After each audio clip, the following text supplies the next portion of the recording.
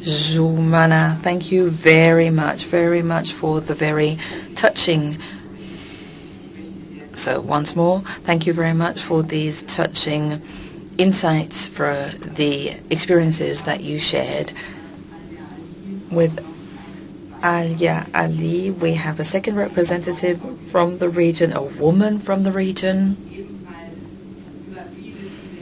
that for many years has been experiencing what it means to live under conditions of war. Iraq has been a place of conflict for many decades, frequently, and we tend to forget this. How many wars Iraq has seen and how much the population has suffered. Syria accepted many Iraqi refugees for many years. Let me also introduce Ala Ali briefly. For 17 years, she has been working with women's groups in Erbil. This is in Iraqi Kurdistan. She is a specialist in peace building and conflict analyses, and she is also a member of the Amal Association, which is an association that is comprising many Iraqi groups. And they want one thing: they want to give Iraqi women and men a life in dignity, a good life beyond religion, beyond ethnic groups or beyond gender.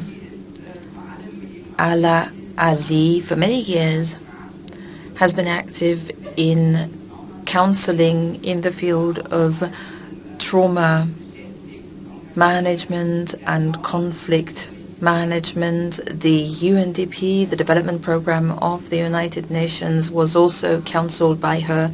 She also does peace counseling, and this now brings us to the topic of tonight. She has a lot of experience with what it means to have a National Action Plan 1325 and to develop it for Iraq. 1325 is the United Nations resolution that especially enables women to participate for peace. Participation and reconstruction are part of this, and she has quite some experience with what can happen to such an action plan, what the hurdles are, what the barriers are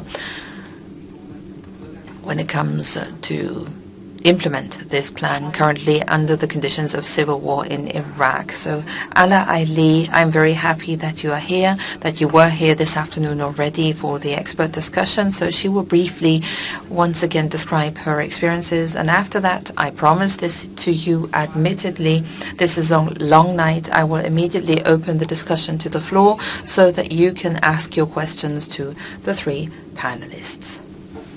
Ali, you have the floor.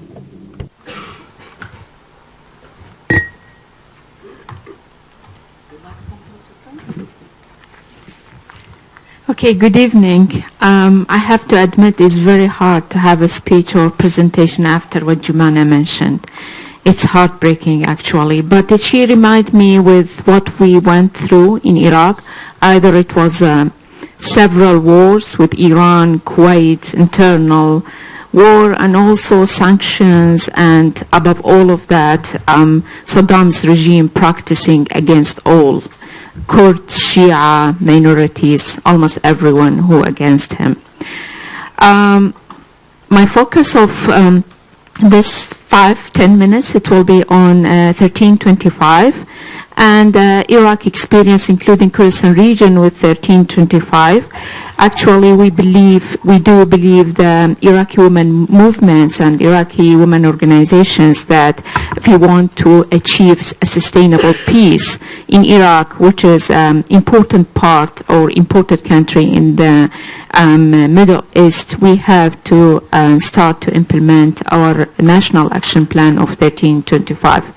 As I mentioned in the afternoon session, Iraq is the first country in the Arab region who adopted National Action Plan in April 2014. but unfortunately, there is no any allocation for fund for 1325 by the Iraqi government or the international community to implement 1325.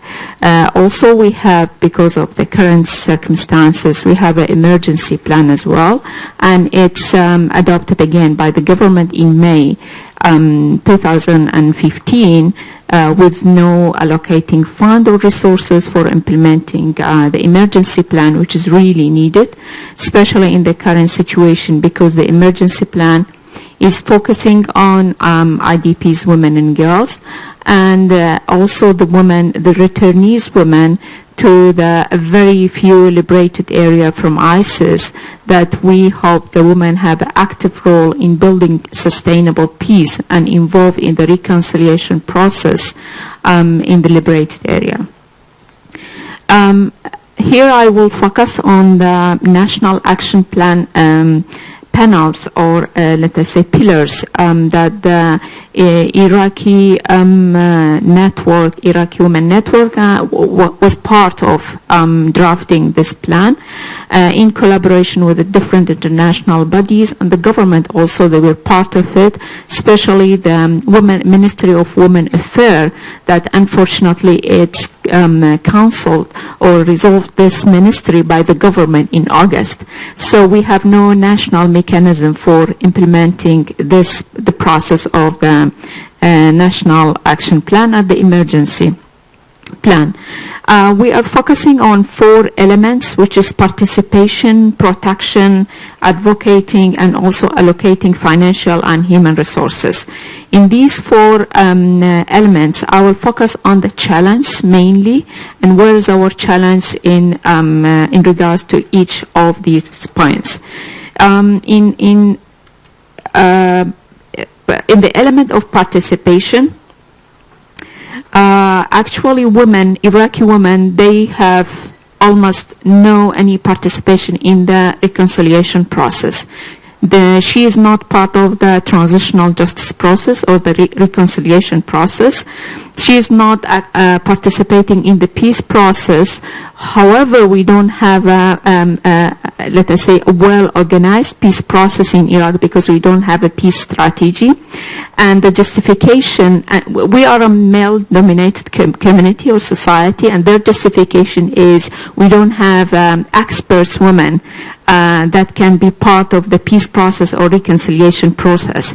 While, I mean, I have a clear data that we have no male experts in the peace. This is the reality. I'm the first woman. I got a degree in peace building. We have one Kurdish male. He has a degree and he just finished after I got my degree. No any male in the Arab part of Iraq and even in the Kurdish part of Iraq have a degree. So this is really, for us, it's a silly justification. She cannot be part of the reconciliation or the peace process. However, our request from the international community, please, we need to build the capacity of Iraqi and young girl Iraqi to have an academic degree in peace and leadership skills, because we need really to have active participation in the peace process in Iraq. Concerning protection, and this is linked, of course, to the legal framework. However, we have a very few good laws, like the anti-domestic violence law in Kurdistan and the anti-domestic violence law also in Iraq, which is still not approved, issued by the government. Both, they are a good law, but there is no implementation of these laws. We don't have a complementary documents supporting these law, and there is many obstacle for implementing the laws. Norm culture is really a big challenge for implementing the laws, and actually the criminals of gender-based violence and sexual gender-based violence, they never bring them to justice because there is no implementation of law. So this is really a big challenge also for us and for the women activists and the women organization. And we have a lot of programs concerning protection in the National Action Plan and also in the emergency plan specifically for the women IDPs and how they get gender-based violence and sexual gender violence crimes, especially in camps and off camps also. The third element is about advocating, how we can have a strong advocacy and lobbying to implement the National Action Plan, not only on a national level, but on international level also. We need their support. And we need them to put a pressure on the government, on the decision makers, to implement the law. Also, as I mentioned, we are a male-dominated society. Usually, especially in Emel Association, we are focusing on women and youth and children. They are really our focus when we build the capacity and try to advocate for women's rights and women's rights principles, because we believe the change come from educating children and youth. And we have a lot of experience how that affected on youth and children to be more gender sensitive and gender oriented if we started from education, from schools, and also through our youth programs and activities and children as well. And the last element is the financial and human resources. As I mentioned, one of the big obstacles for us is there's no any financial allocating for the National Action Plan and the emergency plan, neither from the government nor from the international community. So this is really is urgent, especially for the emergency plan. For the human resources, we have really good local experts, but again, I will focus on two issues, which is the trauma and psychosocial support experts, and also the peace building experts. We wish the international community focus on building the academic, let us say, skills of Iraqi women and girls. In these two fields, we need a program scholarship to focus on that, because it's really very expensive if women and girls, if they decide to study abroad and specialize in these two fields. In Iraq, the public and even the private universities, they don't have these specialization. Do I have a time to focus on? Okay, and I would. Okay, so maybe it comes from that question. I would also like to highlight the role of UN, because my friends and colleagues, they mentioned on their role, negative role actually, and we don't see any positive role of the UN agencies. Especially, I will focus on the UN Women, and they have really to reframe their strategy, their policies. I have especially my experience with the UN Women in Iraq. They have to really go through that. They have to think of partnershiping the women NGOs, because they want to see impacts, they want to see results for their work. If they continue with this strategy, they will never see any result and impact. They will never be able to apply their objectives and goals, which will stay only what we say like a slogan for them. And we try to mention this and advise the UN Women representative in Iraq, but unfortunately there is no change so far. Okay. Perfect, Ali.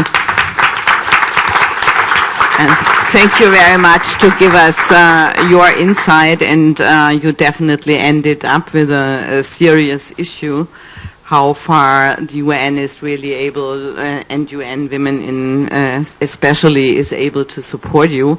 I think some people here in the room will did listen carefully, I'm sure about this. It confirms a bit what Giti said at the beginning, that you have that experts coming in but not acknowledging the local knowledge, and this is true for many, many other countries as well. I would like to ask you a question. Since you are so familiar with conflict resolution, conflict prevention, undergoing conflict, do you have certain recommendations to a woman like Rumana? What can they learn from your experience? Is there any advice you would like to give? According to my simple knowledge, actually each area, they have their own specific conditions and situation and causes for the conflict. So and this is really a big issue, not only in Syria and Iraq. In the Arab region, there is no conflict assessment studies done by the local experts, unfortunately. I was the first person did a conflict analysis study for Anbar and Nainawa. So I would highly encourage the Syrian women. They have to focus on research studies because this is really essential. You cannot never build any program, any progress if you don't have a scientific studies that shows you what's the cause of conflict.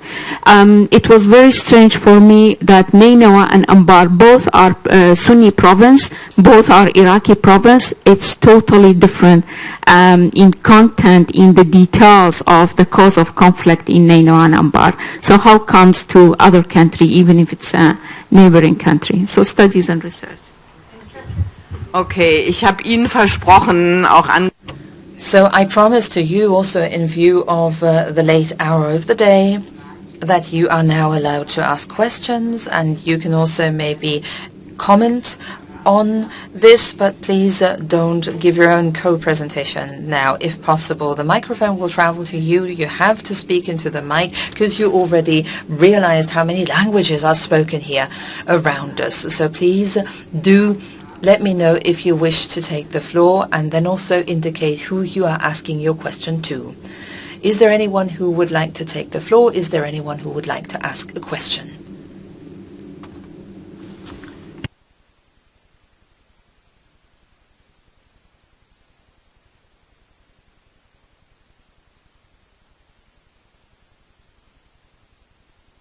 Thank you very much, Birgit Lohse, Institute of Trans-Sustainability Studies in Potsdam.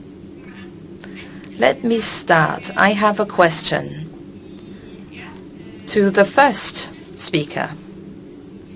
Gitti Henschel? No, Ms. Davis. A question to Gloria Atiba Davis. You mentioned a couple of examples, and you mentioned a number of countries. You referenced them as examples, and it was not really clear to me whether these were, if this was concerning general investigations or if this was particularly to do with the situation of women in those countries. Maybe you could make this a bit clearer. Yes, I would also like to collect a couple of questions first. If there are no other questions, though, then I would like to ask Ms. Davis to answer the question that was posed to her. Did you give the examples where ICC prosecutes? Okay. Are they gender-specific or more general ones? I gave examples. Sorry, the question is repeated in English by Barbara right now. Sorry. The first example was countries where we've had prosecutions. Okay, and I named 9 countries. And the second example I gave was examples of countries where women have formed like pressure groups to enable peace negotiations. And for that second example, I named Angola, Burundi, and Niger. Is that clear now? Yeah. Gibt es gerne.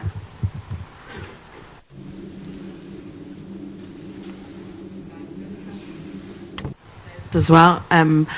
What kind of punishments are there for people who are prosecuted? Like, what happens to them, and have there been many prosecuted? And my second question is to Ms. Saif. I would like to know what you would have the international community do. Would you have liked a military intervention, or what would have been or is your wish for the international community to do? Okay. Da ist noch eine dritte Frage. There is another third question over there. I would like to thank each of the panelists for very informative and moving talks. And I was interested generally because in the beginning the possible role of Germany was also discussed. And as Ms. Davies had presented, that the ICC at this point cannot intervene. I was therefore wondering what a possible role of universal jurisdiction could be. So in that sense, a possible role for Germany, but I'm not too sure who to direct the question to. So yeah, I was just interested in that. Okay, gibt's jetzt noch einen? Are there one or two more claims to the floor? Otherwise, I will close this round. I'd like to ask Ms. Gloria Atib-Davies, what prevents the ICC to take its job, or maybe to judge the criminal who are documented to be guilty? Are there any superior maybe intervention against your job in ICC? Thank you. Okay, since the most questions went to you, I would like to ask you.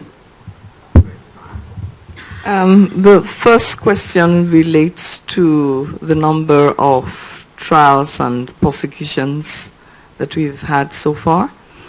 The very first case that was tried at the ICC was the case against Thomas Diallo Lubanga, who was the commander of one of the rebel forces in the DRC. And for that particular case, we only charged for offenses relating to children. He was charged with enlisting, recruiting, and conscripting children to participate actively in hostilities. And he was found guilty. He appealed, the sentence was confirmed, and he's now serving sentence. At the ICC, we can, the judges can impose different types of sentences stemming from, starting from fines to life imprisonment. The only sentence that we do not have is the death penalty. So anything in between, yes, can be imposed on an accused person. We've also had another case emanating from the DRC, the case against Gujulo and Katanga. Gujulo was, his case was dropped on technical grounds, and Katanga was convicted on some of the charges. We had a case in Kenya, in fact, two cases in Kenya. One was against Ruto, who is the vice president in Kenya, and the other case is Kenyatta. We had to drop the case against Kenyatta because we were blocked on all fronts by the government of Kenya. They just refused to give us access to evidence for crimes like sexual violence, even for us to get access to medical information of victims who reported at the hospital. It was a no-go. We just could not make any headway. And the other issue with that particular case is that victims were very, very scared. They were intimidated. There were some cases of disappearance. There was witness interference. So we just could not complete the investigation. And so we had no choice, because we asked for adjournment several times. We brought to the attention of the chambers the difficulties that we were encountering. The chambers made certain orders, and they were not complied with. So we had no alternative but to drop that case.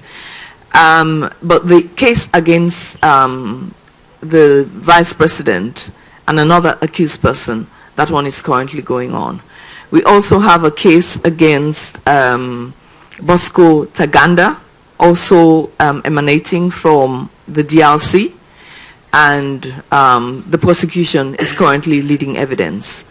The case against Jean-Pierre Bemba, which emanates from the Central African Republic, we're waiting for a decision, even though Pierre Bemba comes from DRC, but he was charged for crimes that were committed in the Central African Republic, because according to our investigation, everything points to the responsibility of Jean-Pierre Bemba, because it was his men who went to CAR to help Patasse, and in the process they committed crimes against humanity and war crimes. We are far advanced in the investigations against the Lord's Resistance Army in northern Uganda. We have active investigations going on now against Dominic Ongwen, and we have completed much of the investigations regarding Connie, so we're waiting for him to be arrested. We also have a case against Laurent Gbagbo, emanating from the Ivory Coast, Côte d'Ivoire. He was the former president, and we charged him for crimes that were committed during the post-election violence. So those are ongoing cases. We have, I'm not sure how much you follow the activities in the ICC. About 3 weeks, 2.5, 3 weeks ago, we also had an accused person from Mali who is now at the court. He's in prison in Scheveningen. We have cases emanating from Darfur, and we charged even the president, al-Bashir, is one of the accused persons that we're waiting to be arrested. We're waiting for yeah, exactly. You see, this is, you know, where we bring in the international community as well, because the ICC does not have any armed forces. We don't have any police force, and so we depend on cooperation from the state parties and, you know, governments to effect the arrests, and also to grant requests that we make to them regarding cooperation, because we cannot do that ourselves. Another question that was asked was what prevents the ICC from taking up cases? As I mentioned in my presentation, the ICC's jurisdiction is triggered either by a referral from the state itself, from the UN Security Council, or the prosecutor using his or her proprio motu powers to start a case, and for that she would need approval. For a situation like Syria and Yemen, we cannot initiate investigations using our proprio motu powers, because those countries are not signatories to the ICC. Yes. So we either need a referral from the UN Security Council, or the country itself, though it's not a state powers, it accepts the jurisdiction of the court. We have what we call a declaration of acceptance. So once they accept that, then we can initiate an investigation. But without that, our jurisdiction is not triggered, unfortunately. So it's either to push the UN Security Council, because the other option, getting the country to accept the jurisdiction of the court, I can't see that happening. So that's where we are. Yeah, and at the Security Council, all the Syrian resolution are failing, yeah, because of the power play of Russia and of other international players. And just what I got to know from our office in South Africa is even considering to withdraw from ICC after that scandal that happened when they want to arrest, or didn't arrest, let him escape Bashir from Sudan. Da war die große Frage an Jumana. There was a big question to Jumana. What would be your wish to the international community? Should the international community intervene? And you took a clear position on this. Now there is a big dispute whether negotiations should be started anyway with Assad. And I would like to hear from your perspective on this. Sorry. بالبداية الشعب السوري أبدا ولا مرة طلب إنه تدخل. Well, an international intervention by ground troops was never requested. What was requested, first of all, was for the besieged regions to create safe corridors so that assistance can reach the besieged regions, assistance and aid for those people who starve there and who suffer in the region. Before that, a no-fly zone was requested because the people in Syria are killed by airstrikes and by barrel bombs. No-fly zones do not cost a lot of money to the big states and the international community, and all the money that has already been spent on the coalitions and alliances and the airstrikes against the IS positions and terrorism were much more expensive. And even so, the Islamic State is still further spreading. And this, of course, triggers many questions, because the Islamic State can not only spread, it even fought its way to Palmyra, to this historic site, 250 kilometers across the entirely empty, deserted desert region. And they would have been completely exposed and would have been vulnerable for airstrikes, but nobody from the regime, nobody from the coalition attacked them. And this is really something that provokes many questions. And we cannot really answer this. We cannot really explain this. Actually, the request was a no-fly zone, or at least to install airstrike defense, so that at least the helicopters and planes that were killing civilians could be taken down. But unfortunately, this request was not fulfilled. The international community should have exerted some pressure on Assad in order to force him to resign so that negotiations could have been taken up. Of course, we cannot say that countries like America, or the problem is a problem that has to do with the United States and Russia. And at the United Nations summit, all the world looked at this summit, paid attention to it, and the ambassadors of the European countries also expected a solution, but still no solution was found. So I would hope that Merkel and Germany, as an important and very influential country in Europe, could contribute through their policies. Germany also has strong relations to Russia with Putin, so Germany and Merkel can maybe exert some pressure, use their influence so that everybody returns to the negotiation table. We want a peaceful negotiating solution. We want to achieve peace. Everybody agrees on this. But at the end of the day, this has to happen without Assad because he is a criminal. Thank you. Thank you, Jumana. Thank you again for this very clear statement. We have seen that there is a proxy war going on between Russia and the United States. Russia is bombarding mainly the areas of the Free Syrian Army. The Russians have announced that they will use up to 100 attacks or make 200 attacks per day, and I have said already that this is going to increase the suffering of the Syrians even more. The militias, the pro-Americans, asked the Americans to supply them with air defense missiles, and